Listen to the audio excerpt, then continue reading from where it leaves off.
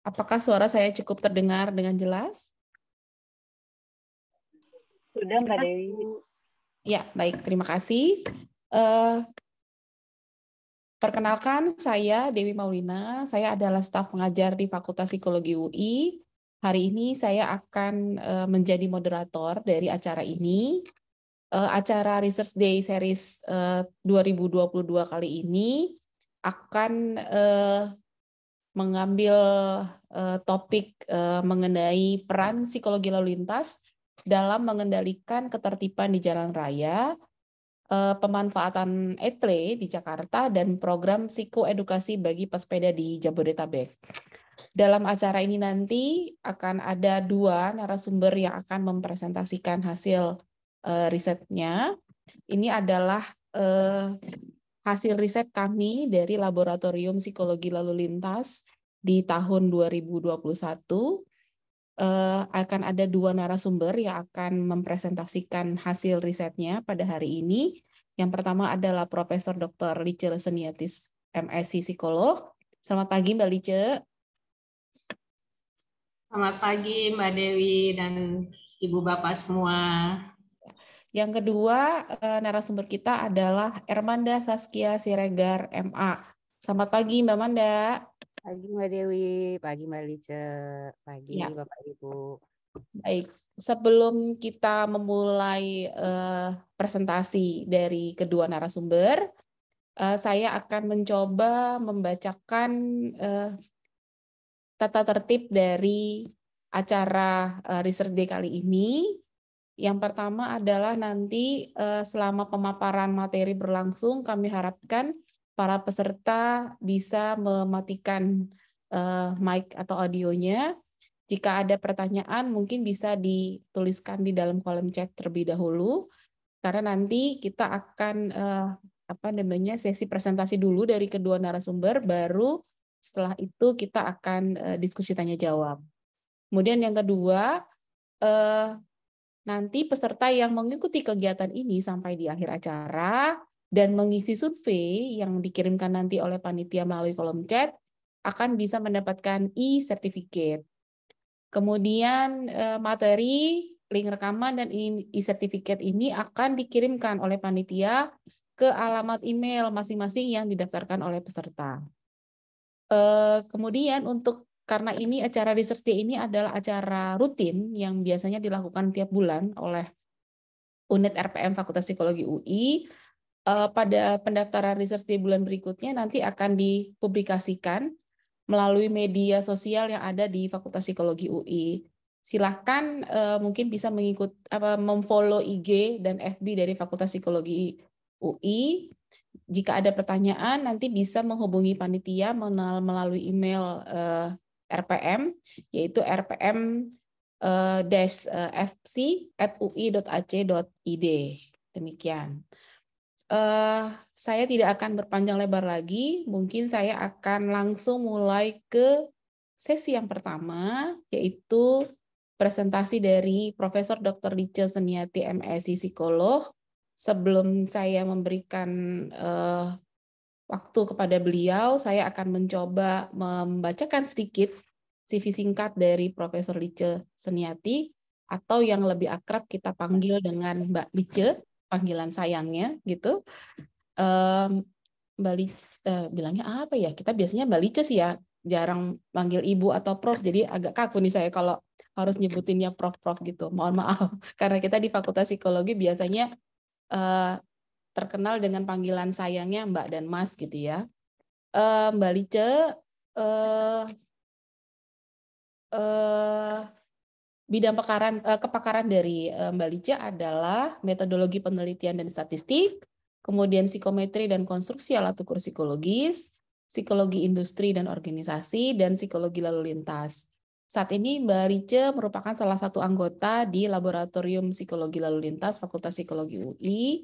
Beberapa penelitian sudah dilakukan oleh Mbak Lice dalam bidang psikologi lalu lintas, ya terkait dengan ETLE yang nanti akan dipresentasikan.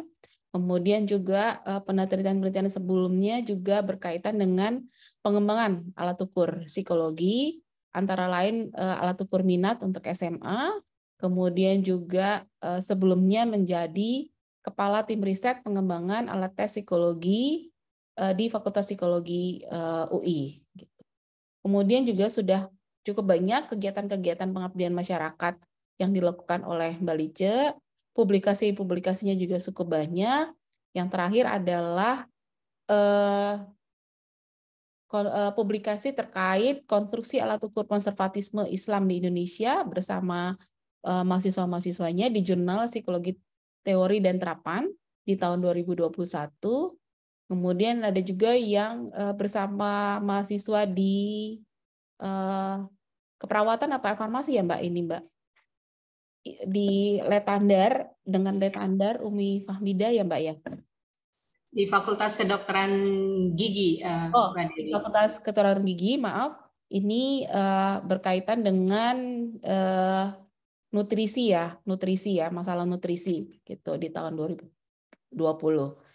Baik, saya tidak akan berpanjang lebar karena yang kita tunggu adalah bukan CV, tapi pasti materi presentasinya. Mudah-mudahan Bapak, Ibu, Mbak, Mas semua bisa menikmati acara kali ini. Dan silahkan setelah ini kita akan berdiskusi. Semoga bisa mendapatkan banyak manfaat dari kegiatan ini. Tanpa berpanjang lebar lagi, waktu dan tempat saya persilahkan kepada Mbak Lice Seniati untuk mempresentasikan hasil risetnya. Silakan Mbak.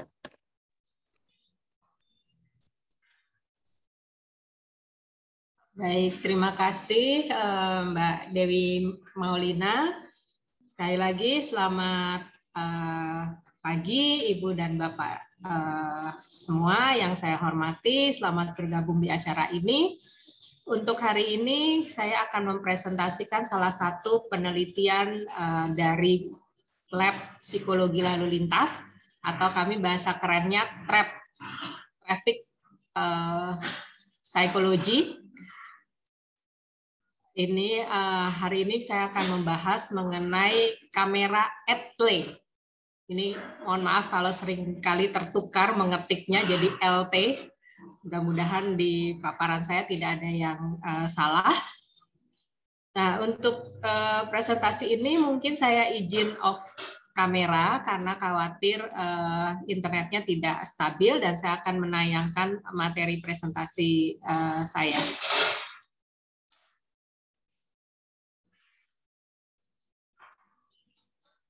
Apakah sudah terlihat? Sudah Mbak. Sudah ya. Baik, jadi ya, sudah. Oke Mbak, sip.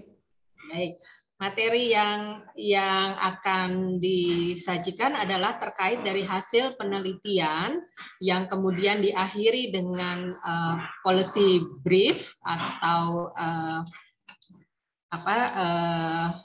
saran kebijakan terkait dengan efektivitas pemanfaatan electronic traffic law enforcement dalam mengantisipasi perilaku pelanggaran lalu lintas. Jadi kalau kita lihat sekarang ini di kota-kota besar atau di 13 daerah dari 13 di kepolisian daerah itu sebetulnya sudah ditempatkan kamera at play, kita singkat saja namanya, dan kamera itu bisa diletakkan di berbagai tempat. Jadi kalau kita lihat ada yang di dekat lampu merah, ada yang kemudian di atas jembatan penyeberangan, kemudian di beberapa lokasi yang rawan kecelakaan atau rawan pelanggaran lalu lintas. Dan biasanya juga sudah dipasang informasi bahwa Anda memasuki kawasan pemberlakuan tilang elektronik, ini dalam bahasa Indonesianya, dan ada kamera CCTV etle agar para pengemudi mobil atau pengendara sepeda motor bisa mematuhi aturan lalu lintas. Tapi tentunya yang kita harapkan adalah masyarakat atau pengguna kendaraan bermotor itu bukan hanya mematuhi lalu lintas, peraturan lalu lintas pada saat ada kamera etle, tetapi dalam kehidupan sehari-hari. Jadi kalau dilihat berdasarkan pemetaan, Kamera-kamera etle ini sudah dioperasikan di 12 titik kepolisian daerah atau Polda sejak 23 Maret 2021 dan mulai Juli 2021 itu akan ditempatkan di 13 Polda lainnya. Jadi harusnya di tahun 2022 ini sudah semakin banyak kamera etle yang ditempatkan. Nah, etle ini atau tilang elektronik merupakan bentuk implementasi teknologi untuk mencatat pelanggaran-pelanggaran dalam berlalu lintas secara elektronik sehingga dapat mendukung keamanan, keselamatan, dan ketertiban berlalu lintas. Diharapkan dengan adanya kamera etle ini, fungsi polisi lalu lintas lebih difokuskan untuk membantu masyarakat dan menjaga ketertiban lalu lintas. Jadi bukan lagi untuk menilang atau menyetop kendaraan-kendaraan yang melanggar rambu lalu lintas atau peraturan lalu lintas. Nah, dari hasil evaluasi kebijakan, ternyata keberhasilan atau kegagalan kebijakan etle ini bisa dilihat dari faktor sarana prasarana. Kalau dari sarana prasarananya kita lihat kamera yang digunakan itu sudah cukup banyak dan diletakkan di titik-titik yang strategis.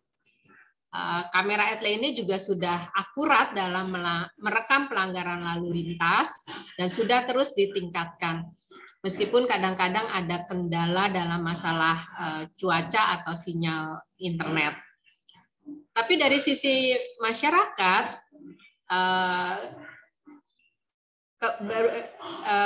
diberlakukannya tilang elektronik ini kadang-kadang juga masih agak terhambat karena banyak pengguna jalan yang tidak taat aturan meskipun mengetahui adanya kamera etle.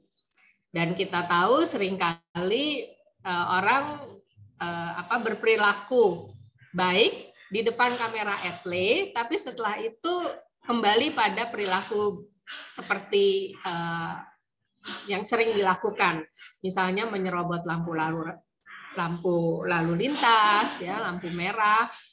Terus kemudian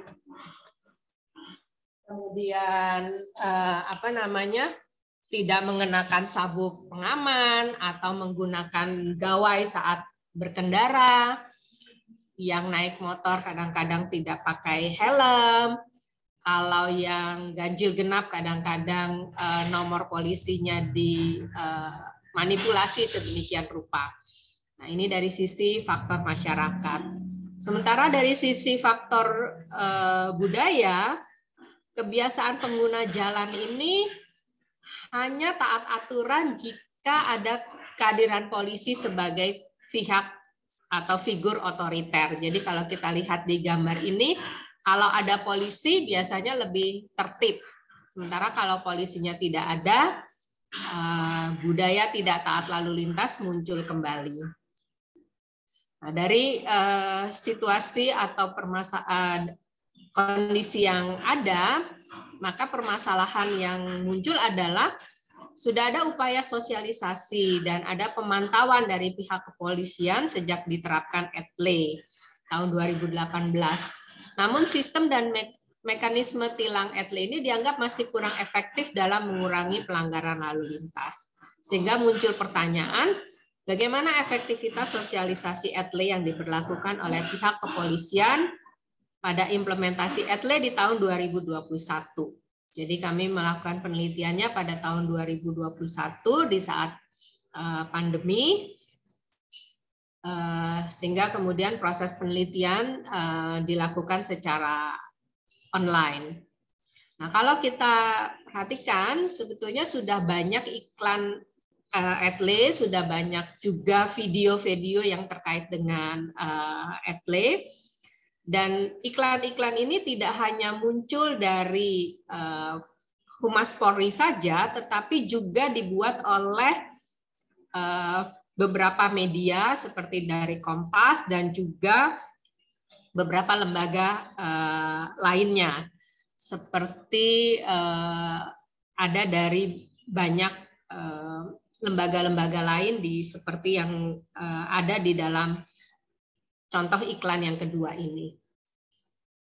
Jadi ada iklan yang berisi tentang apa itu etle, bagaimana besaran dendanya, apa gunanya kamera etle, dan sebagainya.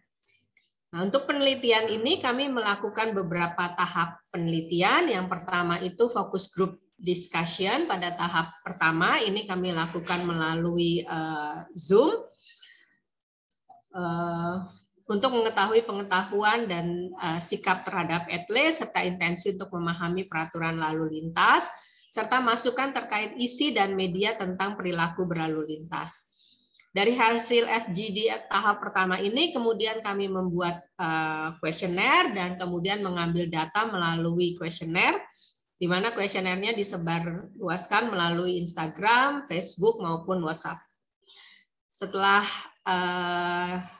kami peroleh hasil dari kuesioner ini, kami membuat poster dan video, kemudian melakukan lagi FGD tahap kedua untuk mengevaluasi isi poster dan video, kemudian menggali saran-saran bagaimana menempatkan poster dan menayangkan video. Secara keseluruhan peserta penelitian kami untuk ketiga tahap itu, untuk FGD pertama ada 49 orang, dari kuesioner ada 74 orang, dan FGD tahap kedua ada 45 orang. Ada beberapa orang dalam FGD kedua ini merupakan orang yang juga terlibat di dalam FGD yang pertama. Adapun kriteria lainnya adalah pria dan wanita yang merupakan pengemudi mobil atau pengendara sepeda motor berasal dari Jabodetabek dengan usia 20 sampai 60 tahun. Kebanyakan mahasiswa dan karyawan, baik yang belum menikah, sudah menikah, ataupun tidak menikah, dengan tingkat pendidikan SMP sampai magister, dan lama pengalaman mengemudi 1 tahun sampai 45 tahun. Dari hasil FGD tahap pertama, diperoleh hasil bahwa partisipan memiliki pengetahuan dasar tentang etle, mempunyai sikap positif terhadap penerapan etle, serta memiliki intensi untuk bertindak disiplin dalam berlalu lintas sejak diberlakukannya etle. Namun sayangnya para partisipan menilai bahwa sosialisasi dari pihak kepolisian kurang efektif, baik dalam hal kejelasan, kedalaman, maupun ketegasan informasi. Selain itu, informasi tentang etle lebih banyak karena inisiatif masyarakat, di mana mereka mencari sendiri informasi tersebut melalui YouTube, berita digital, media sosial, dan sebagainya. Pada awal memang ada sosialisasi tentang etle, tetapi sekarang tidak lagi. Dan dari FGD ini muncul beberapa saran, yaitu sebaiknya sosialisasi tentang etle dilakukan secara online dengan konten humor atau komedi, secara kemudian melalui sosial media atau televisi, kemudian ada pesan serentak atau blast text. Kemudian juga informasi disampaikan secara online dalam bentuk pamflet atau flyer, dan ada edukasi langsung di Samsat atau pada saat pembuatan SIM, artinya di Samsat ini misalnya pada saat memperpanjang STNK dan sebagainya. Atau langsung ke tempat umum seperti kantor, kemudian acara RT, serta di perkumpulan ojek online ataupun ojek konvensional. Nah, dari hasil FGD itu kemudian kami menyusun kuesioner, di mana kuesioner ini terdiri dari beberapa bagian. Ada bagian-bagian yang mengukur tentang pengetahuan terkait etle, kemudian sikap, intensi, dan kemudian kami juga menayangkan berbagai gambar untuk dinilai oleh responden. Dari sisi pengetahuan, 89,2% partisipan memahami singkatan etle. Kemudian kalau dilihat tentang bagaimana etle ini menggantikan fungsi pengawasan polisi, maka 37,8% mengatakan bahwa etle bertujuan menggantikan polisi dalam mengawasi di jalan raya. Kemudian juga 39,2% menyatakan etle bertujuan menurunkan angka pelanggaran lalu lintas. hanya sebagian, yaitu sekitar 55,4% yang memahami prosedur baku pemberian tilang melalui ETLE. Dan kalau dilihat dari jenis-jenis pelanggaran, khususnya terkait dengan penggunaan gawai saat berkendara, hanya 25,70% yang mengetahui secara rinci besarnya denda pelanggaran menggunakan gawai saat berkendara. Dari partisipan kami 74 orang ini mayoritas mendapatkan pengetahuan tentang ETLE dari sumber berita di TV atau radio, dan hanya sedikit partisipan, yaitu hanya 16,21% yang mendapatkan pengetahuan secara langsung dari pihak kepolisian. Untuk media informasi dalam memperoleh pengetahuan, mereka kebanyakan memperoleh dari media online kepolisian seperti web Polri atau akun media sosial resmi. Sementara dari sisi sikap, persepsi, dan intensi partisipan, terlihat bahwa partisipan itu memiliki sikap yang positif atau setuju dengan penerapan ETLE, mempunyai persepsi yang cukup baik tentang penerapan ETLE, dan memiliki intensi perilaku yang tinggi dalam memahami peraturan lalu lintas. Kemudian dari gambar-gambar yang kami tampilkan, hasil dari kuesioner ini menunjukkan bahwa baik gambar kamera ETLE saja ataupun gambar polisi di dekat kamera ETLE itu akan mendorong partisipan untuk memahami peraturan lalu lintas. Kemudian adanya gambar tentang pembayaran denda tilang akibat tertangkap ETLE membuat partisipan jera dan mendorong mematuhi peraturan lalu lintas. Kemudian untuk bisa mematuhi peraturan lalu lintas, maka gambar dari akibat buruk pelanggaran lalu lintas ataupun suasana yang menyenangkan dari kepatuhan berlalu lintas itu akan meningkatkan keinginan partisipan untuk mematuhi peraturan lalu lintas. Nah, akibat buruk yang dari pelanggaran lalu lintas yang dipilih oleh para responden adalah gambar motor atau mobil yang rusak akibat tabrakan atau orang yang luka parah atau terkapar di pinggir jalan akibat kecelakaan. Sementara suasana yang menyenangkan dari kepatuhan berlalu lintas antara lain adalah anak yang menyambut orang tuanya naik mobil mengenakan sabuk pengaman atau orang tuanya naik motor menggunakan helm. Sedangkan untuk lokasi kamera ETLE yang diketahui oleh partisipan kebanyakan ditempatkan di jalan protokol, di kota-kota besar, dan di jalanan di kota Jakarta. Nah, ini beberapa gambar yang kami tampilkan di dalam kuesioner. Jadi kami menampilkan satu gambar ini adalah gambar yang kami peroleh di dalam internet yang merupakan gambar yang sudah umum disebarluaskan. Nah, kemudian dari gambar ini kami meminta partisipan memberikan persetujuan dari sisi kemenarikan gambar ini, kejelasan informasi, dan seberapa besar keinginan partisipan untuk mematuhi peraturan lalu lintas. Jadi dari gambar ini ternyata lebih dari 50% partisipan memberikan jawaban pada skala 5-6. Artinya gambar ini dinilai menarik, memberikan informasi yang jelas dan mendorong partisipan untuk mematuhi peraturan lalu lintas. Kemudian gambar yang lain yang kami perlihatkan adalah gambar seperti ini, seperti tadi sudah disampaikan tentang akibat pelanggaran lalu lintas. Nah, dari gambar ini, partisipan menganggap bahwa gambar ini membuat mereka takut mengalami kecelakaan yang sama, sehingga mendorong mereka untuk mematuhi peraturan lalu lintas dan tidak berani melanggar peraturan lalu lintas. Kemudian kalau kita lihat di dalam berbagai gambar tentang iklan, maka ada iklan yang gambarnya seperti ini, dan ada iklan yang gambarnya seperti ini. Iklan di sini maksud saya adalah pesan tentang perilaku lalu lintas. Jadi di spanduk yang panjang ini tulisannya adalah dilarang ngebut. Anda ngebut cepat bertemu maut. Nah, sementara di dalam gambar yang ini tulisannya adalah dilarang ngebut.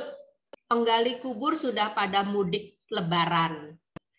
Nah, dari dua gambar ini, gambar A, jadi gambar yang spanduk panjang ini dinilai lebih menarik, memiliki informasi yang lebih mudah dipahami, dan mendorong untuk tidak mengebut. Nah, gambar yang kedua ini, penggali kubur sudah pada mudik lebaran, mungkin tidak mudah dipahami oleh sejumlah pembaca atau pengemudi. Kemudian kami juga menampilkan dua gambar tentang mekanisme kamera etle dan kemudian pemberian tilang. Ada gambar A dan gambar B, di mana gambar A dinilai lebih menarik dan memiliki informasi yang lebih mudah dipahami.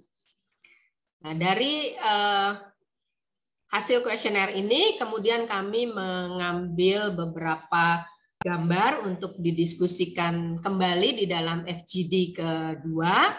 Dan dari hasil FGD kedua itu kemudian kami sampai pada usulan kebijakan atau policy brief yang kemudian kami sampaikan kepada Korlantas, yaitu Korps Lalu Lintas Kepolisian Republik Indonesia.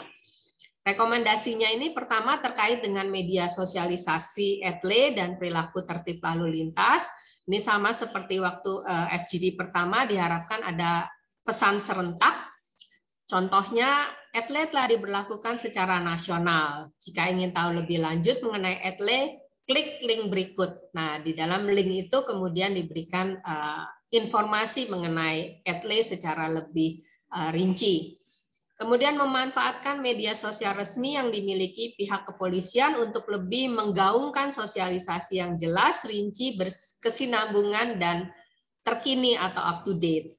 Kemudian membuat konten kreatif di aplikasi yang banyak digunakan masyarakat saat ini, misalnya TikTok. Nah, ada beberapa video yang sebetulnya sudah dibuat oleh kepolisian, tapi videonya ini kadang cukup panjang dan harus dicari di YouTube atau media sosial, bukan di situs resmi Polri. Kemudian saran berikutnya terkait media sosialisasi, iklan layanan masyarakat sebaiknya disajikan antara lain melalui iklan yang biasa ditampilkan dalam aplikasi atau media sosial dan dilakukan sosialisasi secara langsung door to door, misalnya seperti tadi juga sudah disarankan di pangkalan ojek atau di kantor kepolisian. Terkait isinya, maka bisa ditayangkan tentang undang-undang yang mengatur lalu lintas serta dendanya, karena masyarakat Indonesia ini kembali kepada budaya lebih takut tilang dibandingkan terjadi kecelakaan. Kemudian gunakan kalimat yang singkat, to the point, dan mudah dipahami, relevan, sesuai dengan realita. Contohnya bisa digunakan akronim PSBB. Nah, ini PSBB dulu viral pada saat kita awal-awal pandemi. Tapi untuk perilaku lalu lintas singkatannya adalah pakai seatbelt, bro and sis. Kemudian terkait isi, sebaiknya gambarnya konsisten antara konteks dari pelanggaran dengan isi pesan. Jadi kadang-kadang kita membuat gambar tapi isi pesannya beda. Nah, ini diharapkan konsisten. Kemudian tagline-nya sesuai dengan usia pembaca poster. Misalnya pakai helm untuk melindungi otakmu, kecuali nggak punya otak. Nah, ini bahasa gaul ya, bahasa anak-anak zaman sekarang. Kalau dari hasil diskusi, banyak para orang tua yang kadang-kadang merasa kalimat seperti ini agak kasar untuk para orang tua. Jadi mungkin informasi atau tagline seperti ini juga dilihat-lihat kira-kira disampaikannya kepada siapa. Kemudian sama usia pembaca poster ini juga perlu diperhatikan. Jadi kalau orang tua yang sudah berkeluarga, mungkin ada komponen keluarga, itu akan membuat mereka lebih bisa memahami isi berita. Sementara kalau untuk anak muda bisa digambarkan tentang sahabat terdekat atau pacar. Kemudian kalau video itu disajikan dalam bentuk animasi yang terdiri dari satu karakter saja, kemudian berisi pesan pelanggaran yang dilakukan dan denda yang didapatkan. Sama untuk video juga gunakan kata yang sederhana, mudah ditangkap dan tidak berulang, dan dilengkapi dengan lagu atau jingle yang terkait dengan isi pesan dalam video. Nah, ini adalah 2 contoh poster sosialisasi ETLE di mana gambar ini menunjukkan gambar yang menyenangkan atau situasi yang positif karena patuh berlalu lintas. Jadi karena ayah dan ibu pakai helm, maka tiba di rumah dengan selamat, anaknya juga akan senang. Tapi kalau tidak pakai helm, maka akan didenda maksimum 250.000 atau kurungan maksimum 1 bulan. Dan ini dijelaskan bahwa ini sesuai dengan Undang-Undang Nomor 22 Tahun 2029 tentang lalu lintas dan angkutan jalan. Sementara untuk mereka yang mengendarai mobil, maka ayah dan ibu menggunakan sabuk pengaman dan anak senang. Anak merasa aman karena ayah ibunya menggunakan sabuk pengaman. Dan pengemudi juga paham kalau mereka tidak mengenakan sabuk pengaman, maka mereka akan mendapatkan denda dalam bentuk uang maupun dalam bentuk kurungan. Kemudian ini terkait dengan pelanggaran lalu lintas. Jadi kalau menggunakan gawai saat berkendara, jadi kita lihat ini ada handphone berwarna merah, maka kita mungkin akan menabrak orang yang sedang menyeberang, atau kita tidak berhenti pada saat lampu merah menyala. Jadi isi pesannya adalah penting mana, obrolan di telepon atau nyawa seseorang. Kemudian tadi ini PSBB, kalau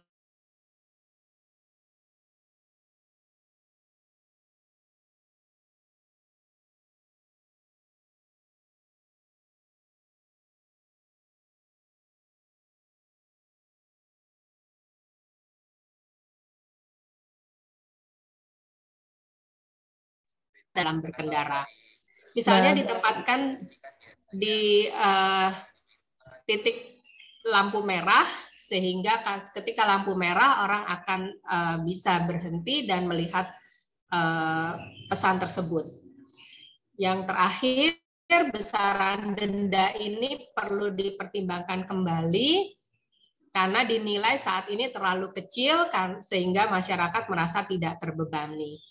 Dan yang terakhir ini adalah video yang kami buat untuk bisa mengingatkan masyarakat tertib berlalu lintas.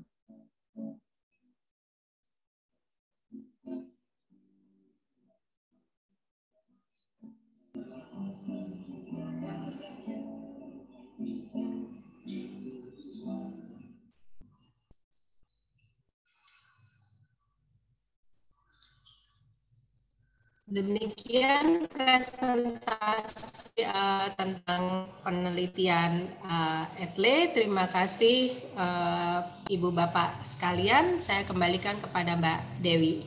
Mohon maaf kalau. Baik, terima kasih Mbak Lice atas paparannya. Mungkin tadi terkendala koneksi ya, di tengah-tengah sempat hilang tadi suaranya sedikit gitu. Tapi nggak apa-apa, nanti kita bisa lanjutkan dengan diskusi. Kalau tadi dari Mbak Lice tadi sudah memaparkan mengenai bagaimana pemanfaatan dan penerapan elektronik tilang atau yang kita sebut sebagai ETLE untuk melakukan pemberian tilang ya di jalan raya. Nah, Yang kedua ini kita akan masuk ke dalam sesi yang kedua dulu, presentasi yang kedua yang akan disampaikan oleh Mbak Ermanda Siregar. Ini akan terkait dengan pesepeda, nanti presentasinya. Sebelum Mbak Manda memberikan presentasinya, saya akan mencoba membacakan CV singkat dari Mbak Manda. Mbak Ermanda Sasikia Siregar atau yang kita akrab dipanggil dengan Mbak Manda, lahir tahun 22 Mei lahir tanggal 22 Mei tahun 82. Statusnya menikah ya, Mbak? Nggak single lagi ya, Mbak Manda? Ya, udah anak 2, Mbak. Ya. Mbak Manda menempuh pendidikan S1 dan S2-nya di Amerika. Itu terakhir itu menyelesaikan S2-nya di tahun 2005. Kemudian setelah itu kembali dan langsung bergabung di Fakultas Psikologi UI. Kemudian selama ini sudah banyak mengikuti kursus dan pelatihan-pelatihan yang diikuti di Universitas Indonesia.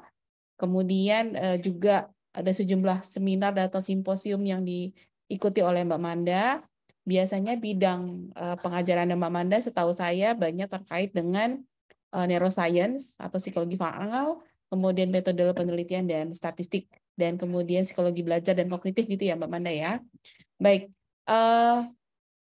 untuk publikasi ini dalam 3 tahun terakhir ini sudah cukup banyak publikasi yang dihasilkan oleh Mbak Manda, baik yang terkait dengan psikologi lalu lintas tentang perilaku penggunaan helm di tahun 2018, kemudian mengenai mengenai false memory di tahun 2020, dan yang terakhir adalah di dalam proceeding ya mengenai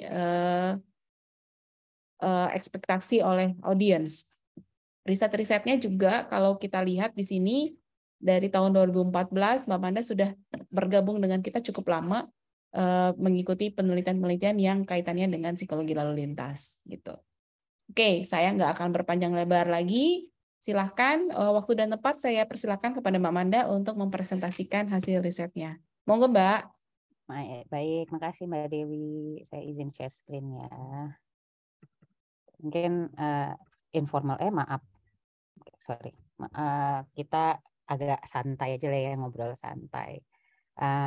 Jadi perkenalkan, nama saya biasa dipanggil Mbak Manda. Di sini juga saya tergabung seperti Mbak Lice dan Mbak Dewi, moderator kita dalam Traffic Psychology Laboratory di Universitas Indonesia.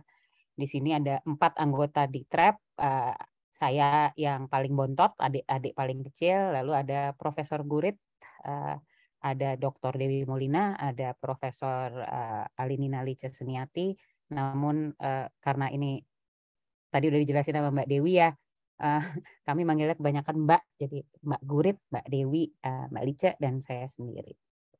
Nah, yang akan saya paparkan hari ini adalah kegiatan Pengmas yang kami dari Traffic Psychology Laboratory lakukan di tahun lalu, di paruh akhir tahun lalu ya, kalau nggak salah Mbak Dewi ya, dari bulan Juli sampai bulan Desember 2021. Kegiatan ini sendiri dapat dilakukan akibat atau sebagai dengan didanai oleh bantuan dana pengabdian masyarakat dari Fakultas Psikologi. Nah, sebenarnya judul dari risetnya sendiri itu agak panjang ya. Ini cuma saya singkat jadi program psikoedukasi bagi pesepeda di Jabodetabek. Tapi sebetulnya nama atau judul penelitiannya adalah program psikoedukasi untuk meningkatkan pengetahuan, sikap, dan perilaku bersepeda secara aman pada pesepeda di wilayah Jabodetabek. Selain kami berempat yang tergabung dalam Traffic Psychology ini, dalam kegiatan riset pengabdian masyarakat, kami juga dibantu oleh 3 orang mahasiswa lulusan kita. Ada Alivia, ada Cindy, dan ada Nadira. Nama mereka menurut saya penting disebut karena tanpa mereka kami mungkin tidak dapat menghasilkan penelitian ini. Nah, sebelum kita mulai lihat apa sih sebenarnya yang dilakukan oleh kami terkait program psikoedukasi untuk pesepeda ini, mungkin saya jelaskan dulu, saya ceritakan dulu ya kenapa sih kita terus menargetkan perilaku bersepeda. Jadi kita, saya cerita aja, Mbak Dewi juga mungkin bisa menambahkan, kami ini sebenarnya di antara berempat ini, mayoritas dari kami, terutama Bu Gurit, saya dan Mbak Dewi itu nyetir ya, Mbak Dewi ya. Kami itu pengendara mobil. Dan biasanya kalau kita lagi ngumpul di kampus tuh nyampe suka ada keluh kesah gitu loh. Keluh kesah mengenai, aduh tadi si motor ini gini lagi. Aduh tadi ada yang nyerobot lagi. Tadi ada yang nyalip dari sebelah kanan nggak lihat-lihat lagi. Nah dulu tuh biasanya keluhan kami itu objeknya pemotor, sepeda motor. Namun terus kami mengamati bahwa akhir-akhir ini objek dari keluhan kami udah bukan pengendara motor lagi, melainkan sepeda. Saya ingat waktu itu saya pernah, karena kebetulan saya juga bawa mobil sendiri ke kampus ya, saya ingat saya pernah cerita sama Bu Gurit sebagai kepala lab kami. Duh, tadi saya lewat Fatmawati, saya ingat saya lewat Fatmawati. Nggak bisa jalan cepat tahu nggak Bu, soalnya ada ada sepeda bergerombol. Mungkin Bapak Ibu kalau di jalan raya juga pernah lihat yang kayak gini nih, di mana mereka pesepeda mengambil jalur, bukan hanya jalur mereka sendiri, tapi juga jalur yang harusnya digunakan oleh pengguna jalan lain, seperti di sini jalur mobil. Nah, ternyata observasi kami atau keluhan kami mengenai rasa tidak nyaman yang kadang ditimbulkan oleh pengendara sepeda yang bergerombol ini memang didukung oleh data, sebab sorry maaf, saya lupa mau play maksudnya. Memang didukung oleh data, sebab memang ada data yang menunjukkan, data ini dari Institute for Transportation and Development Policy atau ITDP. Datanya menunjukkan ada peningkatan 10 kali lipat dalam jumlah pengendara sepeda yang ada di jalan raya, dan ini terutama diobservasi di masa pandemi.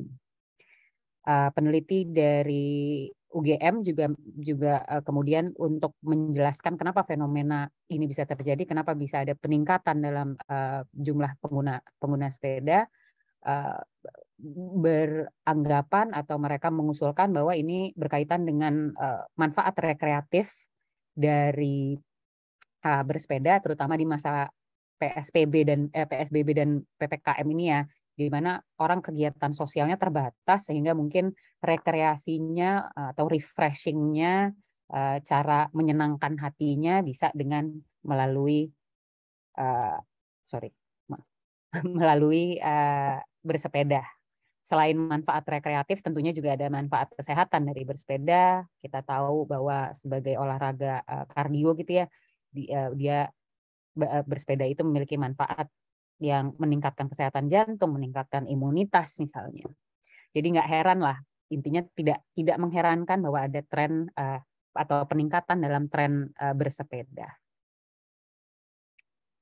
Nah, terhadap peningkatan jumlah pesepeda ini ada respon positif atau respon dari pemerintah, di mana pemerintah kemudian menyediakan berbagai fasilitas untuk pesepeda.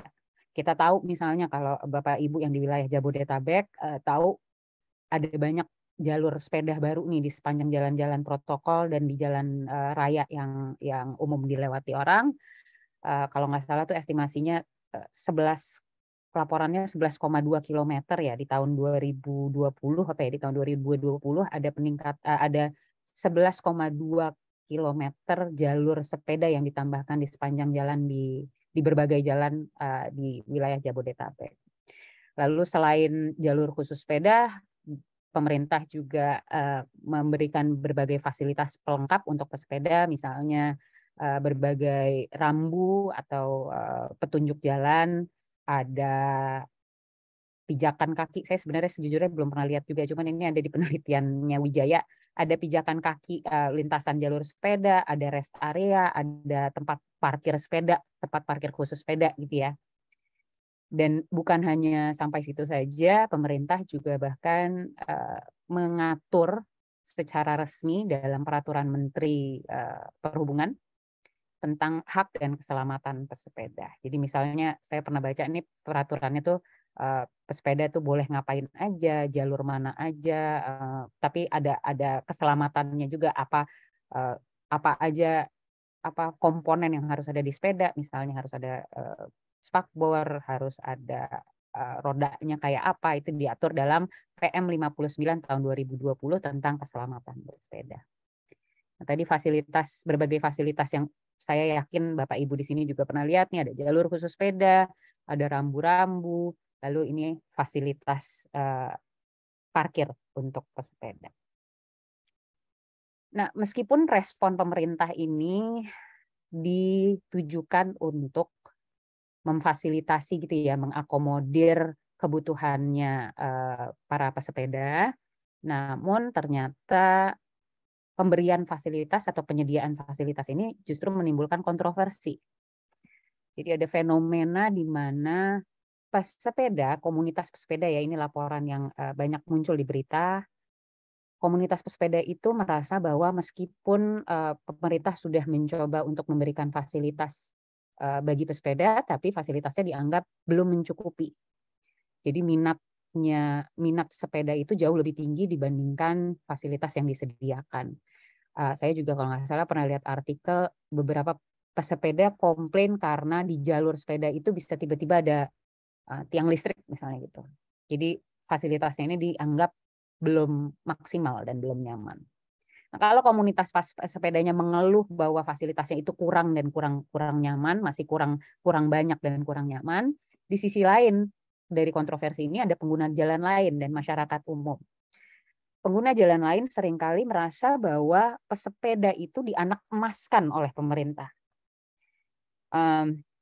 Contohnya, kalau pengendara sepeda motor pakai jalur sepeda, maka pengendara motornya ditilang. Tapi kalau pesepeda bergerombol mengambil jalur kendaraan lain, mereka nggak diapa-apain. Jadi mereka merasa bahwa jalur sepeda ini kayaknya kok jadi kayak karpet merah gitu. Di mana itu mereka mendapat prioritas, sedangkan pengguna jalan lain seperti diabaikan atau tidak adil diperlakukannya. Lalu seringkali masyarakat dan pengguna jalan lain juga mengeluh mengenai pesepeda yang dianggap arogan karena tidak menghargai pengguna jalan lain dan seringkali nggak taat aturan lalu lintas. Misalnya mereka ada yang melanggar rambu atau menerobos lampu merah, terus keluar dari jalur sepeda, nggak mau bagi jalan, bergerombol dan lain sebagainya, sehingga responnya tidak sedikit yang merespon secara negatif terhadap kehadiran pesepeda di jalan raya. Nah, kalau dari sisi pengguna jalan, permasalahan ini atau fenomena dan kontroversi terkait treatment anak emasnya pesepeda ini nampaknya berkaitan dengan belum optimalnya aspek-aspek dalam perilaku bersepeda, terutama aspek yang berkaitan dengan knowledge atau pengetahuan, sikap atau attitude, dan praktis dalam bersepeda secara aman dan taat aturan. Knowledge di sini didefinisikan sebagai pengetahuan yang dimiliki oleh pesepeda yang kemudian menentukan tindakan apa sih yang dilakukan oleh pesepeda selama mereka bersepeda di jalan raya. Jadi contohnya di sini pengetahuan meliputi hal-hal seperti mereka paham nggak sih tata cara bersepeda di jalan raya, misalnya jarak aman antara sepeda dan kendaraan lain itu berapa. Mereka tahu nggak sih peraturan yang berlaku, misalnya rambu-rambu itu artinya apa, rambu ini artinya apa, lalu kalau lampu merah itu mereka harus ngapain gitu. Lalu mereka juga termasuk dalam pengetahuan ini juga adalah tahu cara berkendara yang respectful atau yang menghargai pengguna jalan lain. Lalu tadi kalau yang knowledge ini adalah aspek pertama dalam perilaku berkendara atau bersepeda, yang aspek kedua adalah attitude atau sikap. Nah, attitude atau sikap ini merujuk pada evaluasi diri pesepeda. Jadi evaluasi ini bisa berbentuk sikap ya sebenarnya, kecenderungan positif atau negatif yang dimiliki oleh pesepeda terhadap perilaku bersepeda yang aman dan sesuai dengan aturan lalu lintas. Kalau sikap positif itu memunculkan perilaku bersepeda yang patuh dan aman, maka sebaliknya sikap negatif akan memunculkan perilaku bersepeda yang mungkin sembrono, agresif, dan membahayakan bukan hanya pesepeda tapi juga pengguna jalan lainnya. Nah, kemudian knowledge dan attitude, pengetahuan dan sikap ini diolah dalam diri pesepeda dan teraktualisasi sebagai praktek atau perilaku sesungguhnya yang ditunjukkan oleh pesepeda saat mereka bersepeda di jalan raya.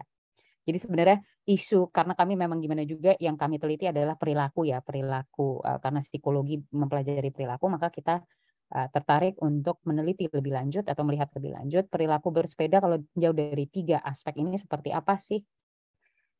Nah, berdasarkan masalah yang kami observasi, kami kemudian mendesain atau merencanakan riset ini dengan tujuan untuk meningkatkan pengetahuan, sikap, dan perilaku bersepeda secara aman di wilayah Jabodetabek melalui pemberian program psikoedukasi. Program psikoedukasi yang kami kembangkan ini diharapkan dapat meningkatkan pengetahuan tentang peraturan dan tata tertib bersepeda di jalan raya, meningkatkan sikap positif terhadap bersepeda di jalan raya, sikap positif terhadap bersepeda dengan aman dan tertib di jalan raya, dan juga meningkatkan perilaku bersepeda yang sesuai etika dan aturan. Harapan kami dengan kalau program psikoedukasi ini ternyata berhasil untuk meningkatkan pengetahuan sikap dan perilaku, maka harapannya adalah rasa aman dan nyaman akan ditimbulkan untuk seluruh pengguna jalan, bukan hanya untuk pesepeda saja.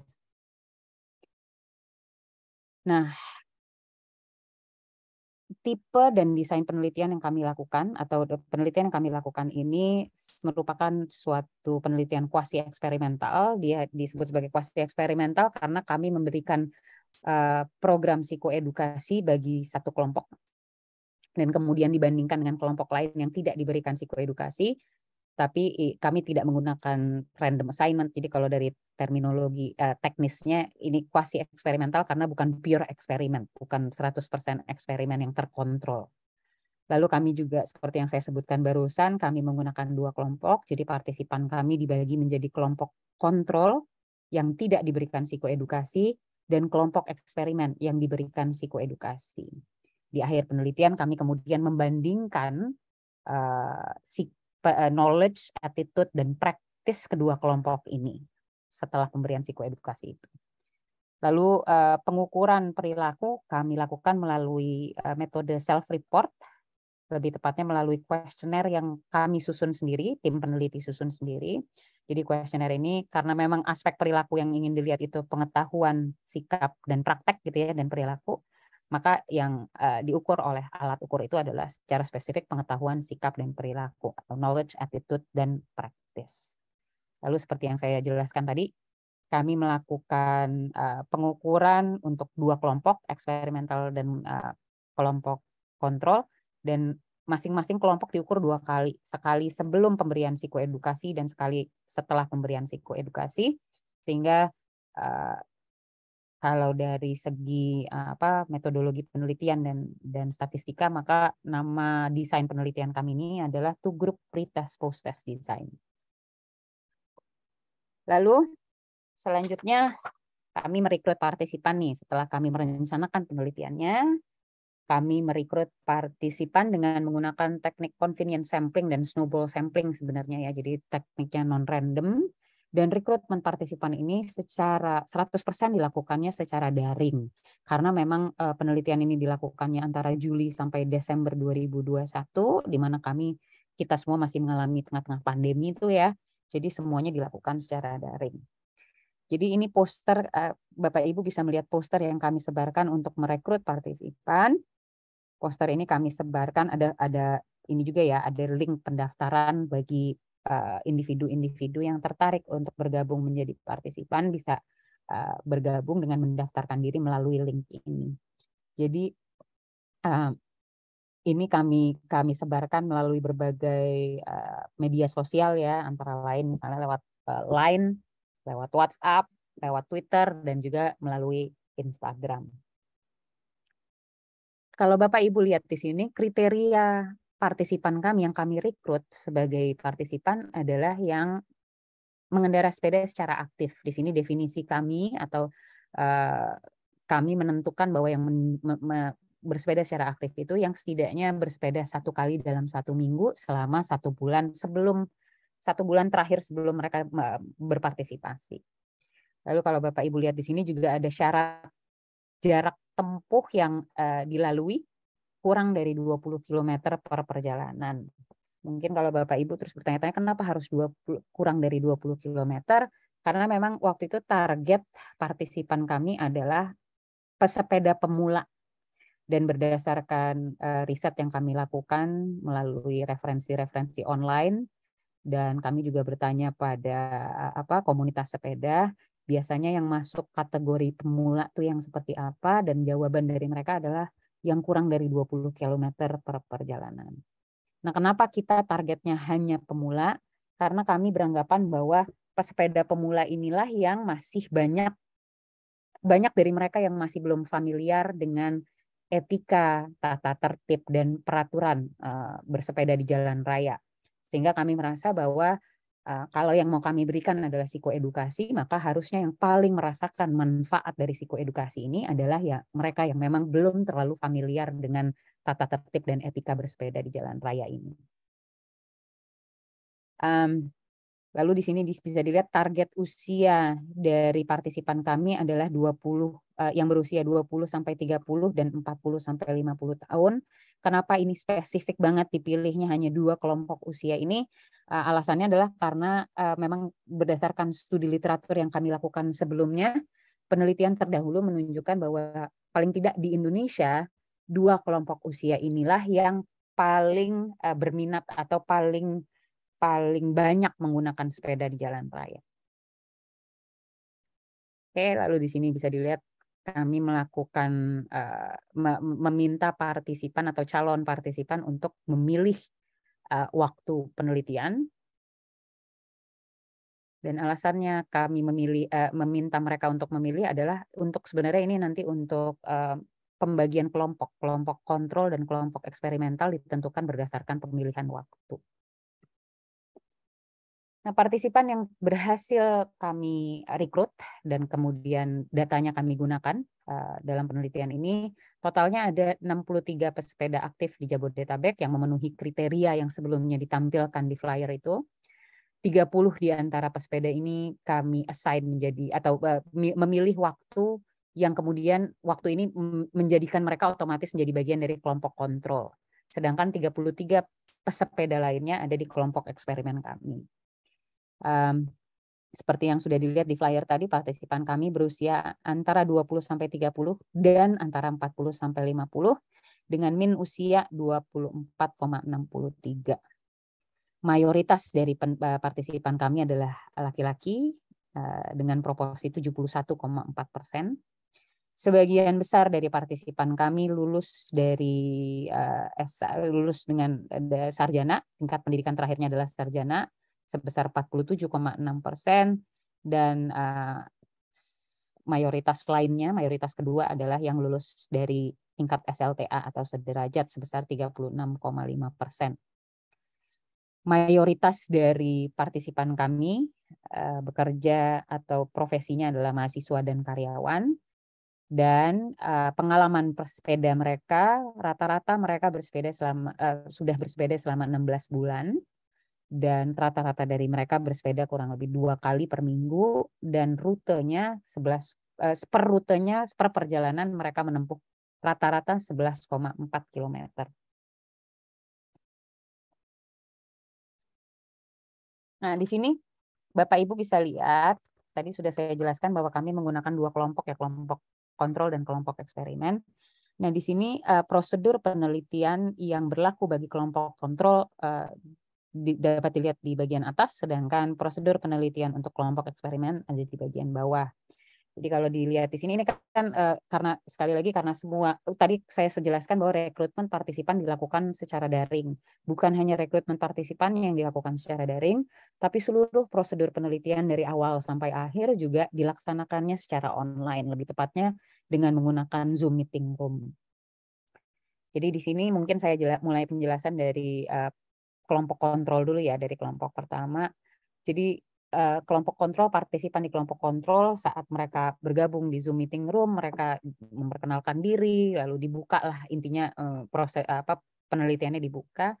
Lalu setelah pembukaan mereka diminta untuk mengisi kuesioner atau yang tadi saya jelaskan self report, alat instrumen pengukuran perilaku bersepeda ini. Kuesioner ini diberikan secara daring melalui Google Form dan kurang lebih pengisiannya makan waktu 15 menit ya kalau nggak salah ya. Jadi mereka menghabiskan 15 waktu mengisi kuesioner online dalam tahap pretest. Kemudian setelah mengisi kuesioner dalam tahap pretest, mereka ditayangkan 2 video. Video ini kita ambil dari YouTube dan 2 video ini tidak mengandung sama sekali, kontennya tidak mengandung pembelajaran atau pengetahuan mengenai cara berkendara sepeda secara aman. Jadi ini sebenarnya sebagai distraktor gitu ya.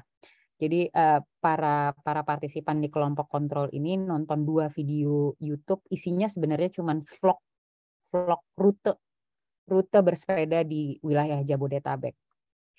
Kemudian setelah penayangan masing-masing video, mereka diminta untuk berdiskusi. Seluruh tahap kedua ini makan waktu kurang lebih 40 menit.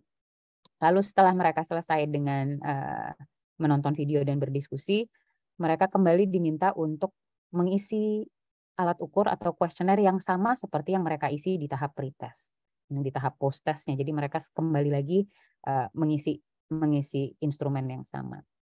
Nah itu kalau di kelompok kontrol. Kalau di kelompok eksperimental, sama sih sebenarnya kurang lebih di awal ya, mereka memperkenalkan diri, dibuka Zoom meeting room-nya, lalu mereka diminta untuk mengisi pretest juga. Nah, intervensi yang kami lakukan terhadap kelompok eksperimen ini adalah intervensi dalam bentuk psikoedukasi. Psikoedukasi yang kami berikan terbagi menjadi 3 bagian sebetulnya.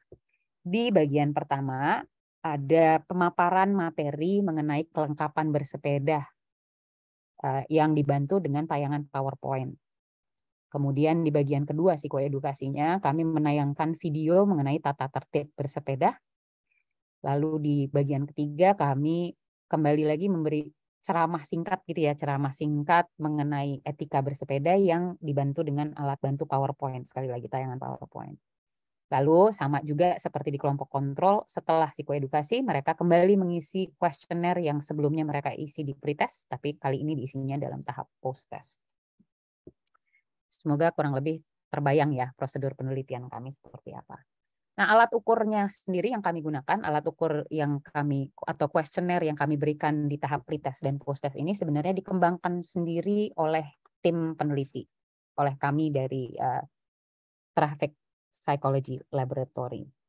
Alat ukur ini mengukur 4 dimensi, ada dimensi persiapan kelengkapan bersepeda, dimensi aturan lalu lintas, dimensi tata cara berkendara di lalu lintas, dan dimensi etika bersepeda. Lalu Bapak Ibu mungkin masih ingat tadi secara spesifik saya sebutkan bahwa yang diukur adalah knowledge, attitude, dan practice. Nah, knowledge ini diukurnya di ketiga dimensi, persiapan kelengkapan bersepeda, aturan lalu lintas, dan tata cara berkendara di lalu lintas. Makanya ini ada check mark di sini. Sedangkan lalu kemudian knowledge ini diukurnya melalui item-item pilihan ganda. Nanti akan saya tunjukkan contoh itemnya seperti apa. Lalu attitude diukur pada dimensi persiapan kelengkapan, aturan, dan etika bersepeda. Dan karena yang diukur adalah sikap, maka respon partisipan diberikan melalui skala dari 1 sampai dengan 4. Tadi nanti kita lihat itemnya kayak apa. Lalu pada aspek praktis ini mereka diukur dari dimensi persiapan kelengkapan, 4-4-nya, persiapan kelengkapan, aturan, tata cara, dan etika. Dan lagi-lagi diukur respon partisipan diberikan melalui skala 1 sampai dengan 4. Di sini Bapak Ibu bisa lihat contoh item untuk aspek knowledge dari perilaku berkendara atau bersepeda yang aman. Ini contohnya ada pertanyaan yang misalnya berikut ini yang bukan merupakan komponen wajib dari sepeda adalah, lalu mereka diminta untuk memilih apakah sistem rem, alat pemantul cahaya warna merah, alat pemantul cahaya warna putih pada roda, atau kunci sepeda. Nah, ini adalah item yang ditinjau atau yang terkait dengan dimensi persiapan kelengkapan. Lalu ini contoh lain masih di pengukuran knowledge ya. Apabila tidak terdapat jalur khusus sepeda, pesepeda diperbolehkan menggunakan yang mana nih? Lalu ada lagi nih, di antara pengguna jalan di bawah yang manakah yang perlu didahulukan? Ini terkait tata cara berkendara. Lalu untuk item attitude atau sikap, antara lain item-itemnya bisa dilihat di sini. Bagi saya memeriksa tekanan angin pada ban sebelum bersepeda menjamin keselamatan. Lalu responnya itu mereka diminta untuk memilih dari sangat tidak setuju sampai dengan sangat setuju. Dalam dimensi aturan lalu lintas, misalnya memakai helm membuat saya merasa terlindungi. Sedangkan dalam dimensi etika bersepeda, bagi saya menyadari keberadaan pengguna jalan lain merupakan hal yang penting. Lalu ini adalah contoh item terkait praktek atau perilaku aktual berkendara. Jadi partisipan diminta untuk instruksinya adalah mereka diminta untuk membaca kalau sebelum bersepeda di jalan raya seberapa seringkah Anda melakukan hal-hal berikut. Lalu misalnya mengecek rute dan kondisi lalu lintas. Lalu mereka diminta untuk memilih dari tidak pernah sampai dengan selalu. Ini beberapa contoh lain. Berapa sering mereka menggunakan jalur khusus sepeda, beberapa sering mereka memberikan isyarat tangan saat hendak berbelok kiri atau kanan. Nah, lalu tadi saya jelaskan juga bahwa untuk kelompok eksperimen, kelompok yang menerima psikoedukasi, mereka diberikan 3 materi psikoedukasi. Yang pertama adalah ceramah dan PowerPoint terkait persiapan kelengkapan bersepeda. Di layar Bapak Ibu sekarang bisa adalah contoh dari slide-slide yang kami tampilkan. Ini misalnya mereka diberi pelatihan atau diberi pemahaman gitu ya mengenai komponen-komponen dari sepeda yang harus ada menurut peraturan pemerintah. Lalu saran mengenai pemeriksaan atau pengecekan rute dan kondisi lalu lintas. Lalu ini ada yang namanya ABC Quick Check. Lalu di sini saya akan menunjukkan, tadi kan ingat Bapak Ibu bahwa selain PowerPoint, kami juga menunjukkan, coba saya balik sini ya, siapa tahu lupa. Selain PowerPoint, kami juga menunjukkan video mengenai tata tertib berkendara. Sorry. Ini saya tunjukin videonya. Ini videonya juga kami buat sendiri ya, sebagai tim dengan saya minta tolong keluarga saya untuk menjadi narator. Sebentar, oke, share komputer sudah. Mungkin saya nggak tunjukin semuanya ya, karena ini agak panjang, 6 menit. Berdasarkan peraturan lalu lintas, helm merupakan alat pelindung diri yang wajib digunakan oleh pesepeda. Berikut ini adalah cara memakai helm yang benar.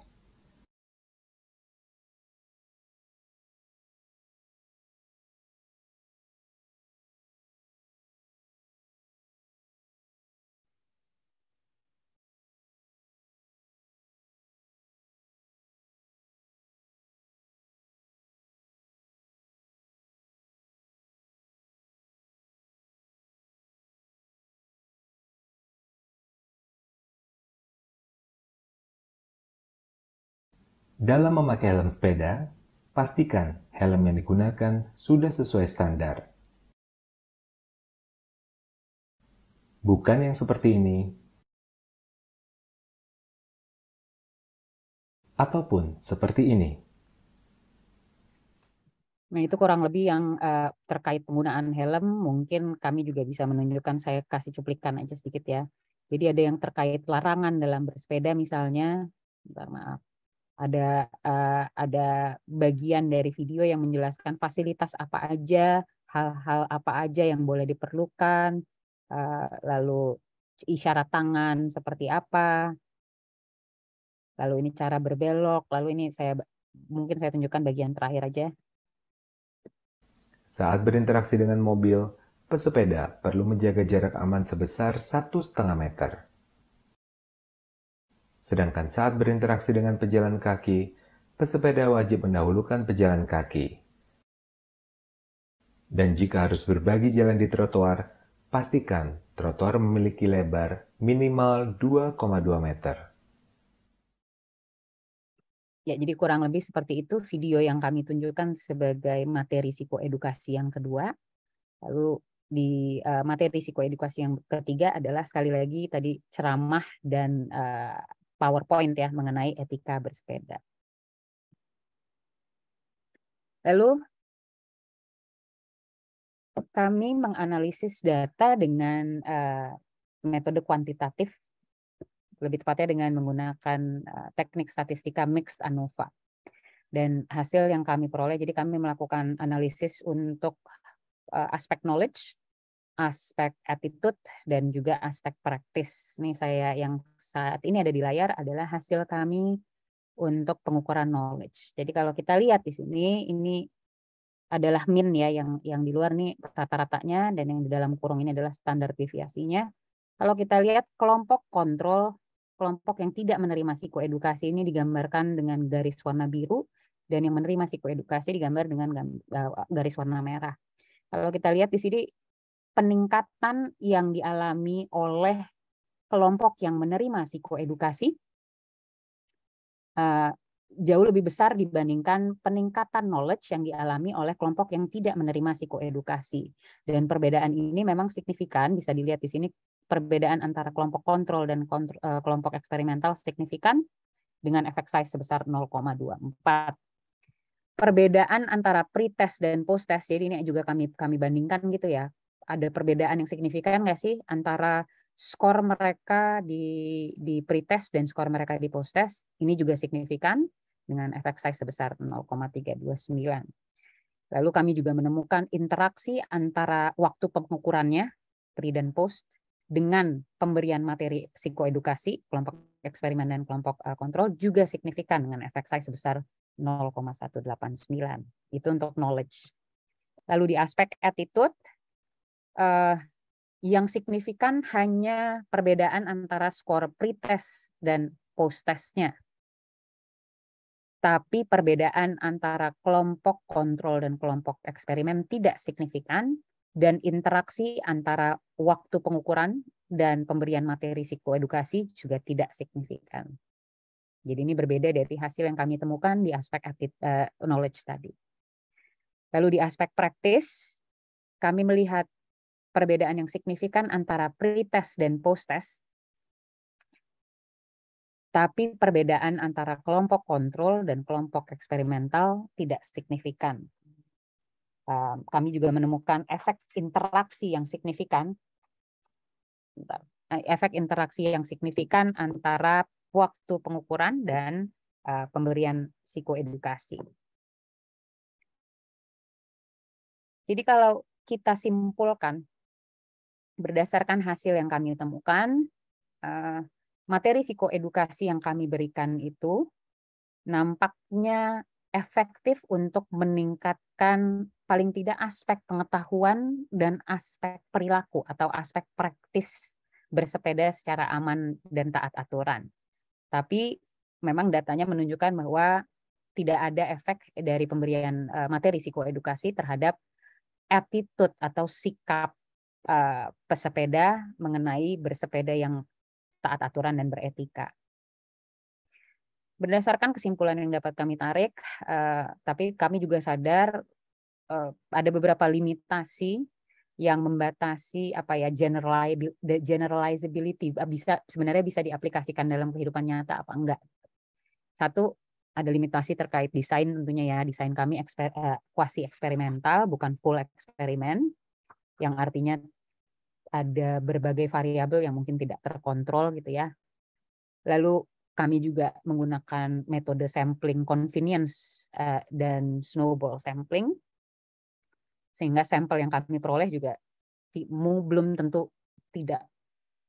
representatif. Salah satu contohnya occupation atau pekerjaan tadi mayoritas adalah mahasiswa dan karyawan, sedangkan mayoritas gendernya adalah laki-laki. Artinya representasi sampel kami ini mungkin tidak representatif dari sampel kami tidak representatif dari populasi.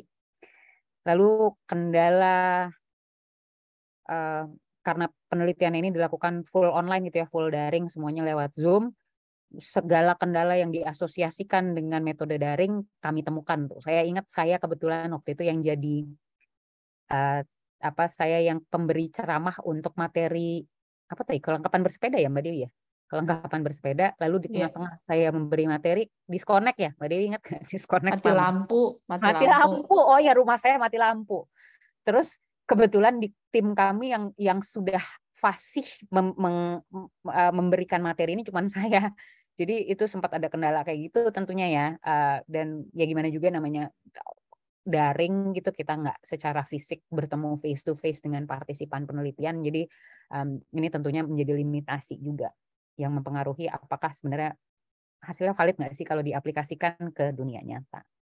Namun isu yang paling harus saya sampaikan sebagai peneliti gitu ya, sebagai akademisi, dalam menginterpretasi hasil yang kami peroleh, maka kami harus sangat berhati-hati dalam menginterpretasinya, sebab analisis kami menunjukkan bahwa bahkan sebelum diberi materi psikoedukasi pun, kelompok kontrol dan kelompok eksperimen kami ini memiliki perbedaan. Jadi mereka dari awal tidak setara, terutama dalam aspek knowledge. Mungkin bisa dilihat di sini.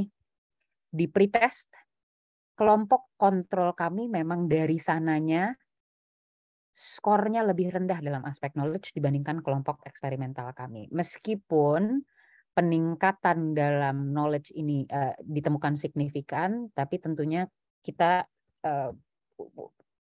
sebagai peneliti harus bertanggung jawab, di mana kita harus sangat berhati-hati dalam menginterpretasi data ini, karena ya dari awal memang kedua kelompok kami ini tidak bisa diasumsikan setara. Baik, kurang lebih itu yang bisa kami sampaikan. Terima kasih atas perhatiannya. Untuk apabila ada yang kurang maaf sekali. Lalu apabila ada pertanyaan bisa diajukan ke saya melalui email saya atau melalui email kami, email kelompok riset atau laboratorium kami di trafficsci.ui@gmail.com. Kalau mau lihat Instagram kami juga boleh. Username kami di Instagram adalah trafficsci.ui. Kami juga ada di Facebook, juga boleh ngintip-ngintip kalau penasaran. Ya Mbak Dewi ya, kalau penasaran traffic psychology itu apa gitu, silakan diintip. Baik, terima kasih. Saya kembalikan ke dia, Mbak. Ya, baik, terima kasih Mbak Manda atas paparannya. Kita sudah mendengarkan dua materi presentasi dari dua narasumber kita. Topiknya cukup berbeda. Yang satu bicara tentang etle, yang satu bicara tentang pesepeda, gitu ya. Nah, sekarang kita akan masuk ke sesi diskusi dan tanya jawab. Sebelum kita masuk ke dalam sesi diskusi dan tanya jawab, ini kalau saya lihat peserta riset day hari ini cukup banyak yang dari luar Fakultas Psikologi UI. Saya ucapkan selamat datang. Terutama tadi saya lihat ada beberapa dari bapak-bapak dan ibu dari kepolisian. Selamat datang Bapak Ibu dari Ditlantas Polda Maluku, Ditlantas Polda Riau, Jemenospek Korlantas, Subdit Dikmas Ditkamsel, ada juga saya bisa lihat dari Polda Kalteng dan juga dari Riau. Terima kasih banyak atas kehadirannya. Silakan jika Bapak Ibu ada yang ingin mengajukan pendapat atau pertanyaan, bisa melalui kolom chat atau bisa langsung raise hand. Mungkin saya berikan kesempatan dulu untuk 3 penanya di awal. Silakan, ada yang ingin raise hand? Mbak, ada pertanyaan dari Bu Berti sebenarnya di chat. Iya, saya udah lihat satu di chat. Apakah ada yang ingin langsung? Monggo. Kalau tidak ada, mungkin saya bacakan dulu pertanyaan dari Mbak Berti ya. Ini mungkin terkait dengan materinya Mbak Manda ya. Saya suka ngeri ketika lihat pesepeda di tanjakan dan jalan sempit dan ramai seperti Jalan Setiabudi Bandung. Apakah ada aturan mengenai ukuran jalan yang boleh ada pesepedanya? Silakan Mbak Manda. Ini terima kasih pertanyaannya Mbak Berti. Kalau di peraturan yang pernah saya baca ya Mbak, peraturan ini mungkin nanti bapak-bapak dari kepolisian bisa bantu ya dari Ditlantas gitu ya. Tapi kalau di peraturan Menteri 59 yang kemarin saya baca itu yang secara khusus diatur hanya trotoar yang boleh digunakan. Jadi kalau nggak ada jalur khusus sepeda, paling nggak ini yang saya baca ya Mbak Berti ya. Kalau tidak ada jalur khusus sepeda, maka pesepeda diizinkan untuk menggunakan trotoar selama trotoar itu lebarnya minimum 2,2 meter. Tapi kalau di jalannya sendiri yang bukan di trotoarnya ya Mbak Berti ya maksudnya, di jalan ininya ya Mbak ya. Saya belum pernah baca peraturannya tuh. Mungkin bapak-bapak dari kepolisian ada yang bisa bantu saya jawab. Sebetulnya ada nggak ya peraturan yang meregulasi gitu ya, regulasi yang melimitasi misalnya atau terkait apa yang boleh dan nggak boleh dilakukan, apakah jalan sempit. Tapi ini Mbak Berti nanyanya yang jalan yang nggak boleh ada pesepedanya. So, saya kurang paham.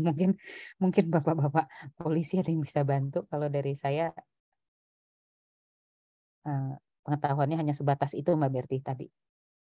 Trotoar yang boleh dipakai yang sebesar apa gitu. Mbak Dewi mungkin pernah dengar ada nggak sih jalanan yang nggak boleh? Mungkin secara formal kita belum lihat ya, tapi mungkin ini juga tadi terkait bukan hanya terkait lebar jalan ya, tapi juga kontur jalannya ya. Tadi kan ada yang tanjakan atau turunan, atau apakah jalan-jalan seperti itu sepertinya aman atau tidak dilalui oleh pesepeda. Nah itu mungkin nanti perlu, ini mungkin kalaupun belum ada, berarti ini kita jadikan sebagai catatan sebenarnya untuk masukan ya kepada para regulator. Nah mungkin karena tadi sekarang pesepeda itu jumlahnya sudah cukup banyak gitu ya. Nah ini perlu mungkin ada aturan yang lebih detail agar tadi meningkatkan keselamatan para pengguna jalan, tidak hanya untuk pesepedanya tapi juga para pengguna jalan yang lain gitu menurut saya. Gitu. Baik, apakah ada lagi dari Bapak Ibu yang lain? Mungkin tidak sekedar hanya mungkin memberikan pertanyaan, tapi bisa memberikan komentar atau masukan. Silakan.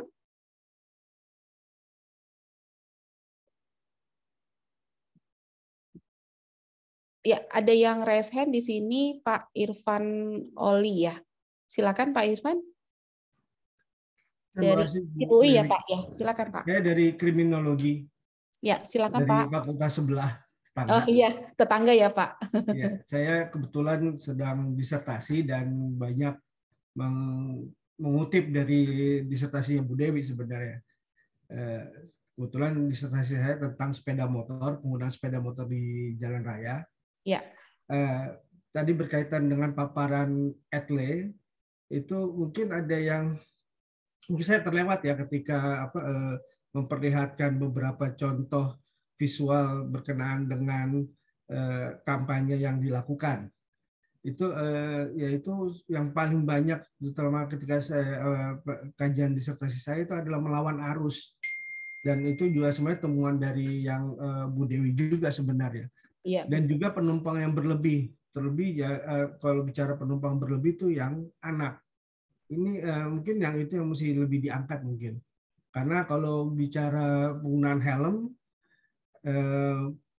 sepertinya masyarakat memang banyak yang sudah menggunakan helm, tapi beberapa masih banyak yang tidak menggunakan helm. Tapi kalau bicara penggunaan helm untuk anak, sementara mereka bilang anak saya pakai helm kok, ya tapi berlima dalam satu motor, itu kan justru lebih membahayakan. Nah ini sayangnya saya nggak tahu Etle ini apakah sudah menangkap hal tersebut atau belum itu, dan juga iklan-iklan layanan masyarakat berkenaan dengan itu apa sudah mengangkat ke arah situ atau belum.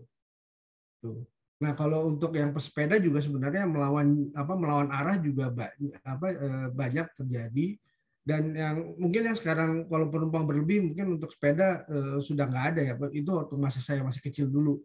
Jadi di belakangnya pakai jalu sambil berdiri. Nah, kalau pesepeda sekarang kan ketika masa kecilnya dulu mungkin belum pernah naik sepeda, jadi pengen naik sepeda gitu. Nah, tapi kalau berkenaan dengan jalur sepeda, saya teringat dengan bacaan salah satu bacaan yang saya gunakan untuk bimbingan mahasiswa saya, yaitu jalur sepeda ini sama seperti kemunculan jalur Transjakarta.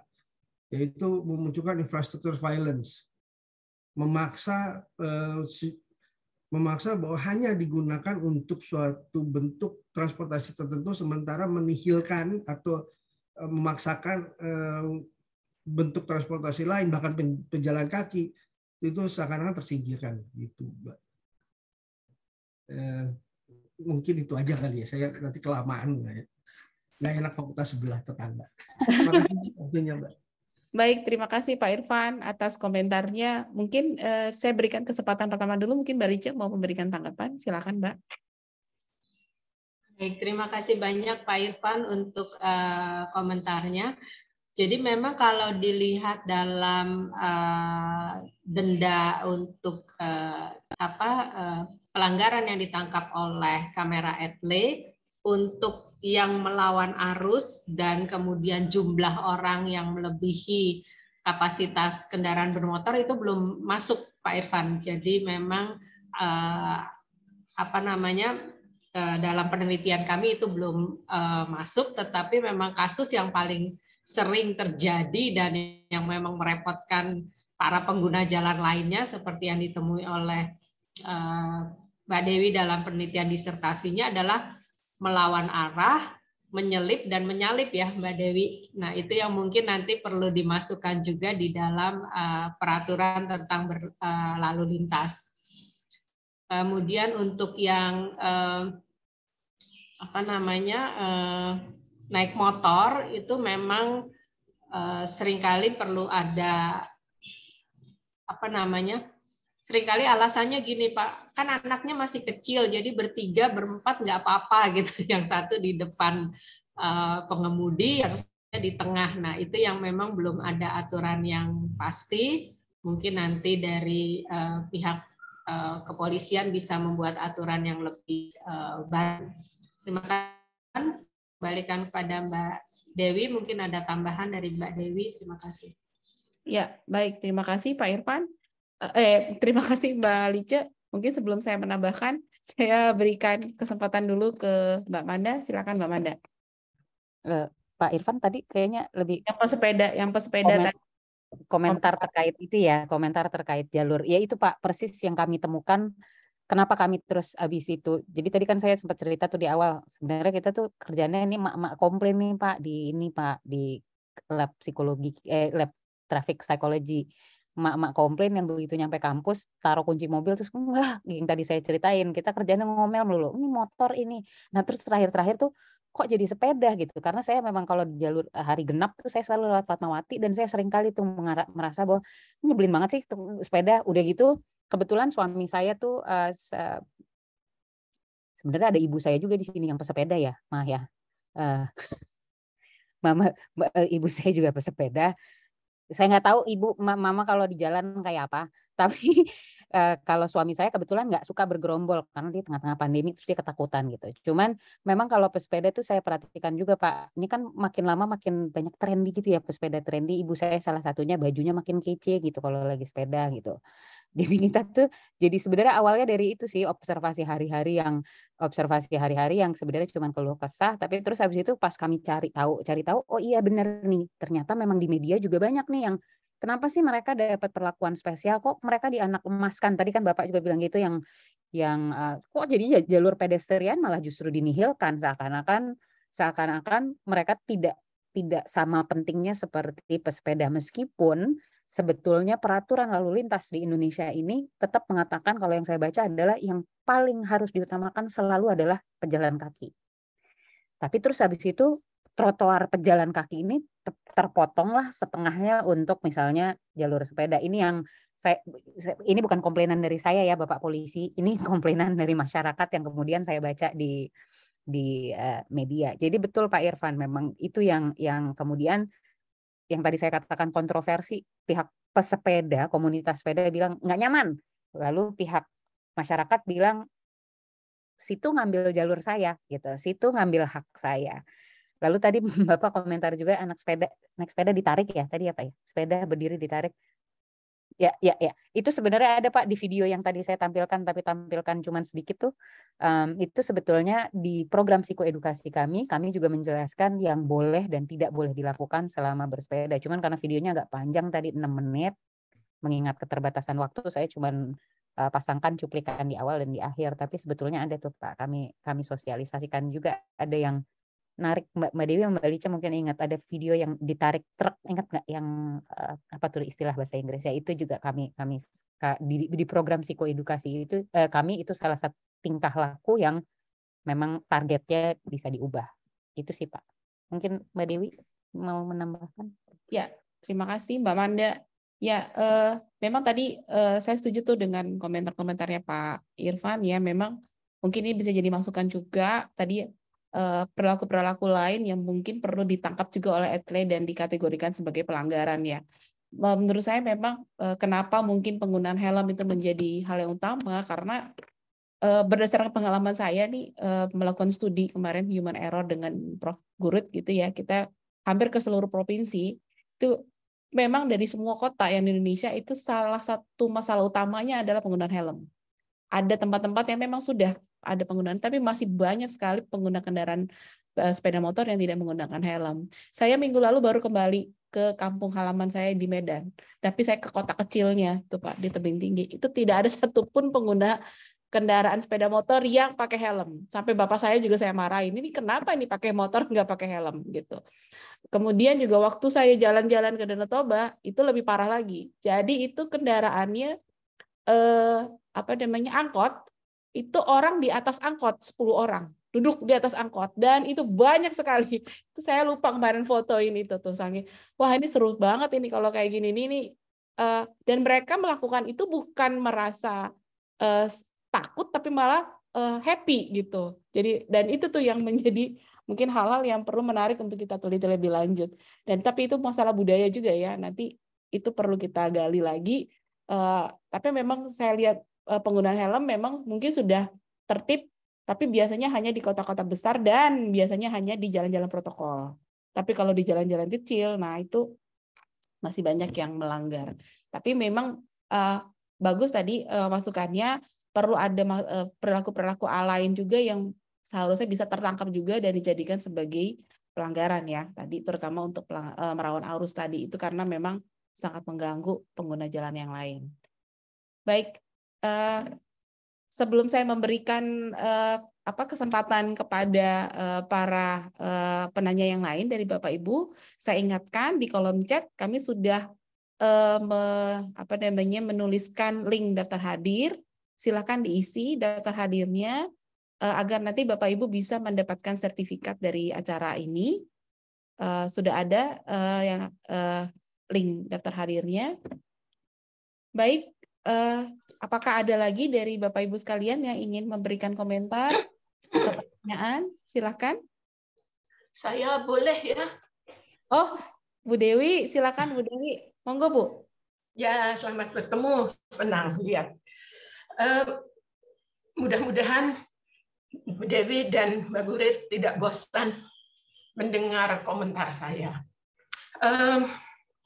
Saya perhatikan tadi terutama dari penelitian Manda, kan Anda menggunakan control group dan experimental group. Selain itu juga ada pre-test dan post-test. Ya. Nah, yang selalu menarik untuk saya dari KAP atau knowledge, attitude, dan practice, kebetulan dari hasil tadi menunjukkan bahwa dari perubahan knowledge itu pasti ada. Mau diberikan dengan ceramah, mau film, video gitu ya.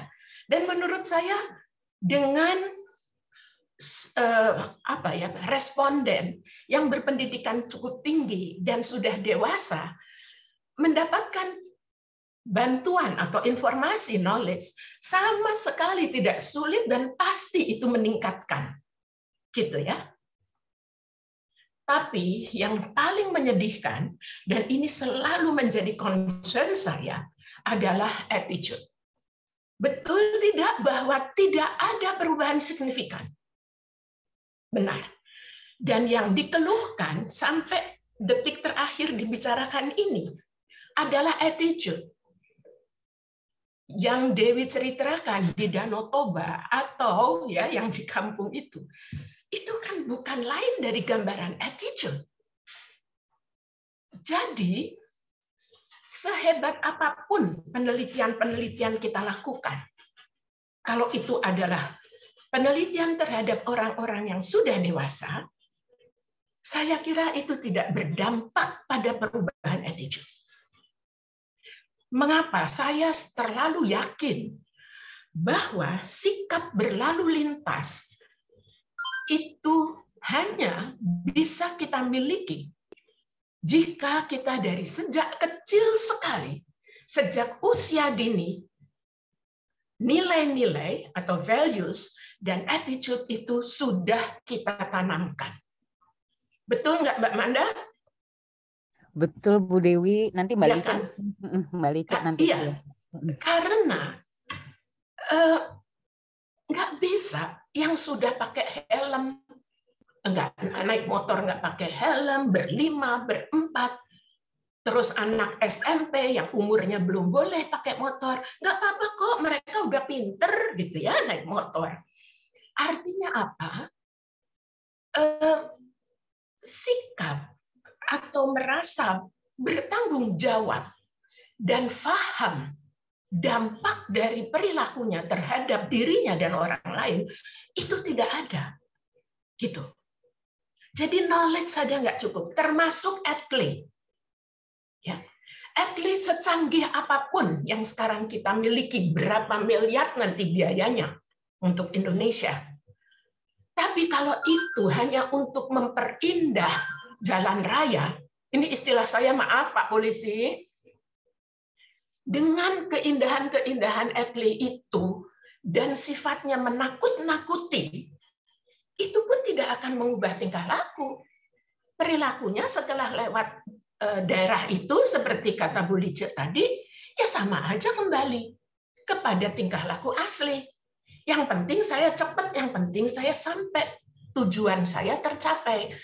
Tapi kepedulian terhadap manusia lain, kepedulian terhadap keamanan diri sendiri, itu kelihatan nggak ada. Gitu.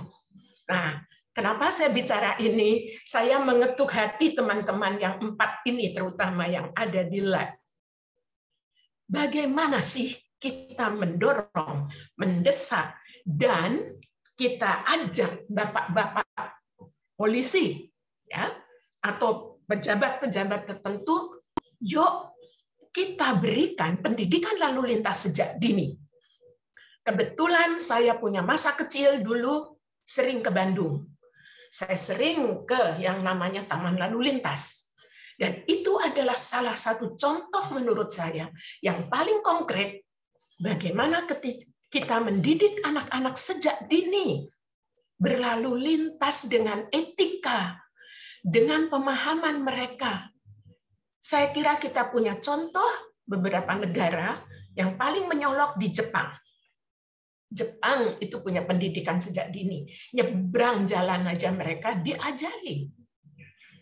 Ya, jadi ini kita semua psikolog loh ya, yang ada di dalam namanya saja trap gitu, belakangnya itu ya ada psikologinya. Yuk coba bagaimana kita membantu mengembangkan attitude pada manusia Indonesia sejak dini. Kalau yang sekarang sudah dewasa, sudah besar, ya bolehlah kita menggunakan negative reinforcement. Kita gunakan aturan-aturan, kita gunakan cara-cara menakut-nakuti, barangkali itu lebih ampuh, tapi menurut saya tidak relevan dengan pembentukan attitude gitu. Maaf, saya bicara attitude ini sejak dari kemarin saya dengar tentang lalu lintas. Karena saya juga adalah supir dari sejak 16 tahun umur saya. Jadi melihat yang sekarang itu luar biasa, saya geleng-geleng kepala nggak berhenti-berhenti. Jadi saya kira itu aja, maaf kalau agak kepanjangan. Tapi tolong, kalau enggak saya akan tetap memberikan kritik ini terus-menerus. Bukan cuma kepada Anda saja, tetapi juga pada penegak hukum dan pendidikan. Terima kasih. Baik, terima kasih banyak Bu Dewi atas komentar dan masukannya tadi. Saya sangat setuju sekali dengan apa yang disampaikan oleh Bu Dewi. Memang kalau untuk pembentukan sikap, menurut saya tidak bisa hanya dibentuk atau tidak bisa hanya diubah hanya dalam satu sesi psikoedukasi yang berlangsung mungkin hanya mungkin 1 sampai 2 jam 90 menit ya. Mbak. Ya, 90 sampai 2 jam gitu. Tidak mungkin dalam waktu sesingkat itu kita bisa mengubah sikap seseorang. Butuh waktu yang lama dan saya sangat setuju sekali bahwa itu perlu dibentuk sejak dini ya Bu ya, sejak dini, sejak anak-anak itu berada di level sekolah dasar sudah diajarkan tentang pendidikan berlalu lintas.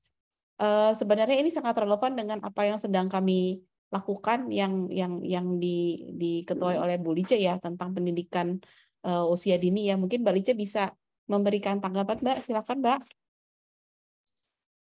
Terima kasih Mbak Dewi. Terima kasih sekali Bu Dewi Matindas untuk masukan dan komentarnya. Jadi memang apapun perilaku kita, termasuk juga perilaku berlalu lintas, itu harus dibangun sejak dini, baik itu pengetahuan dan terutama sikapnya, sehingga tadi yang faktor budaya dan faktor masyarakat itu bisa kita tata, kita bentuk, kita kalau bahasa psikologisnya shaping behavior dari sejak dini. Oleh karena itu untuk tahun ini dengan dana hibah Pengmas, pengabdian pada masyarakat yang didapat dari Fakultas Psikologi UI, kami Lab Trap ini sedang mengembangkan program Pengmas dalam bentuk edukasi lalu lintas untuk anak usia dini. Jadi kami sedang mengembangkan buku dan juga video untuk anak-anak khususnya usia 4-5 tahun, dan ini nanti akan kami uji cobakan pada sejumlah anak-anak TK di sekolah, dan juga nanti akan mengundang beberapa yang memiliki anak usia dini untuk terlibat dalam kegiatan Pengmas kami. Mudah-mudahan ini nanti bisa bergulir dan bisa masuk ke dalam program pendidikan anak, seperti halnya untuk SMP dan SMA sudah ada program Police Goes to Campus ya Mbak Dewi ya. Nah mungkin ini nanti untuk TK sudah bisa dimulai juga, karena saya ingat dalam bincang-bincang kami di lab, Mbak Manda menceritakan bahwa anaknya juga sudah mendapatkan pendidikan tentang lalu lintas ya di sekolahnya di tingkat taman kanak-kanak. Terima kasih juga masukan dari Pak Irfan tentang perilaku pembelajaran berlalu lintas, sehingga perlu sosialisasi dan pembelajaran sejak dini. Demikian penjelasan lebih lanjut dari saya. Terima kasih. Baik, terima kasih Mbak Lice. Untuk sesi terakhir, mungkin masih ada yang ingin memberikan pertanyaan atau komentar. Saya persilahkan.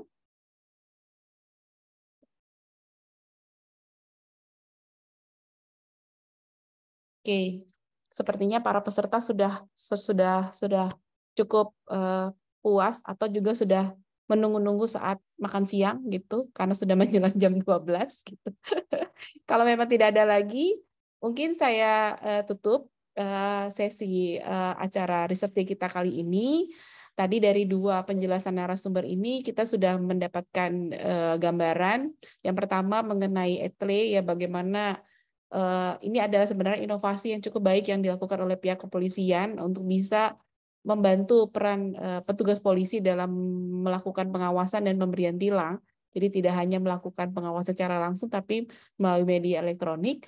Nah, dari riset yang kami lakukan, mudah-mudahan bisa memberikan masukan untuk bisa meningkatkan efektivitas dari ETLE ini agar bisa lebih dikenal oleh masyarakat, lebih tersosialisasi, dan dampaknya juga lebih terlihat secara signifikan terhadap perilaku berlalu lintas secara tertib dan lancar.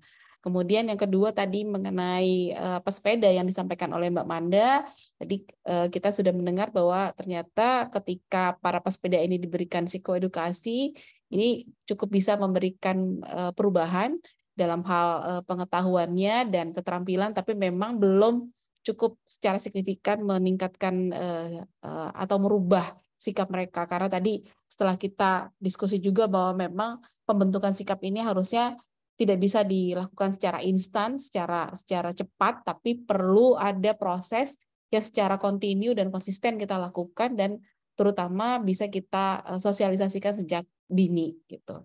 Baik, saya sangat bergembira sekali. Saya ucapkan banyak terima kasih atas waktu dan kesempatan yang telah diberikan oleh Bapak Ibu sekalian untuk bisa berkenan hadir pada acara kali ini. Saya ucapkan juga terima kasih kepada dua narasumber pada acara ini, yaitu Mbak Lice dan Mbak Manda.